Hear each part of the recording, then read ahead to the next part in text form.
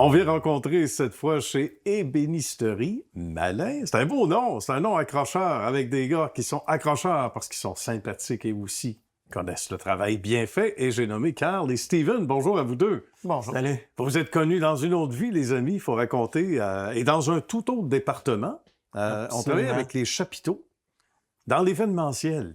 Oui. Ouais. Les deux, on a commencé comme installateur, dans le fond, chez Grand Champ Chapiteau à Repentigny.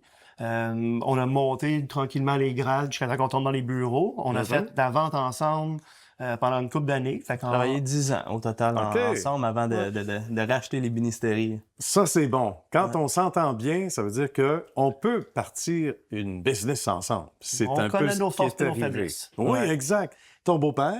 Oui, t'as déjà bâti l'entreprise ici, en quelque sorte? Oui, c'est ça, exactement. C'était le beau-père, dans le fond, à ma copine et sa mère, d'où le nom, en fait, Malin, Marie et Alain, qui donnait ça vient Malin. là. Oui, Okay. Exactement. Bien. Donc, quand on a racheté, on a décidé de garder ce nom-là, parce que ça faisait déjà 12 ans, 13 ans que ça existait. Ça roulait, ouais, puis il y avait déjà une bonne réputation. Puis c'est vrai que c'est un nom accrocheur. Quand c'est même. un nom accrocheur. Quand même, avec le bonhomme sourire, le monde nous en parle souvent. Et ça fait sourire également. Puis on est deux petits malins en plus. C'est ça qu'on dit. C'est ce que disaient les rumeurs quand tu nous as amenés jusqu'ici. Mais c'est assez sympathique parce que vous avez travaillé donc dans un tout autre domaine, vous travaillez ensemble, vous savez que, à un moment donné, OK, on peut reprendre, parce que c'est du reprenariat. Quelque part, même si on travaille dans un tout autre univers, ça demeure de la gestion. Absolument. Qu'est-ce qu'il y avait sur ce bel îlot au début? Les premières notes ont été prises ici. Comment on ajuste le tir? Comment on met ça à notre main? Oui, ben en fait... Ça a été un bel apprentissage, on va dire. Là. Oui. On s'est vraiment lancé les deux pieds dedans, dans le fond, pour voir comment se lancer. On a commencé en production avant qu'on prenne les rênes de plus en plus dans le bureau. On s'est mis à travailler sur les machines. Oui.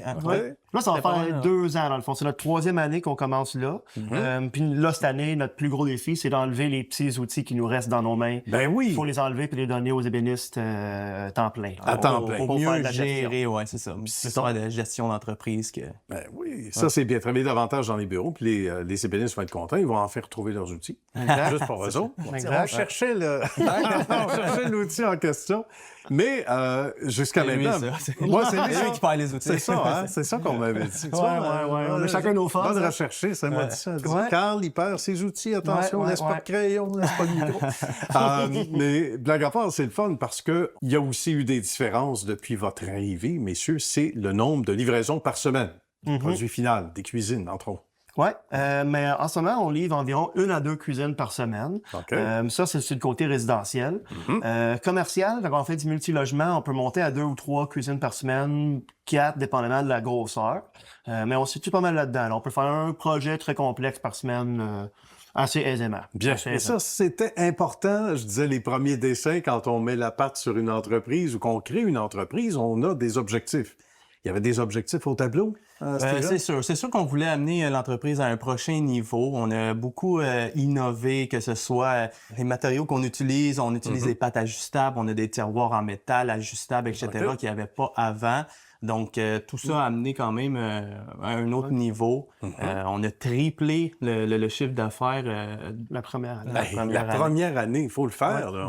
Tripler le chiffre d'affaires la première année. Avec un employé de plus, finalement. C'est notre point quand même. Faut dire aussi que le beau-père venait aider aussi encore. Faut le dire. Oui, absolument. Ça donne un coup de main. Il va être dur à remplacer. Il est dur à remplacer, c'est sûr.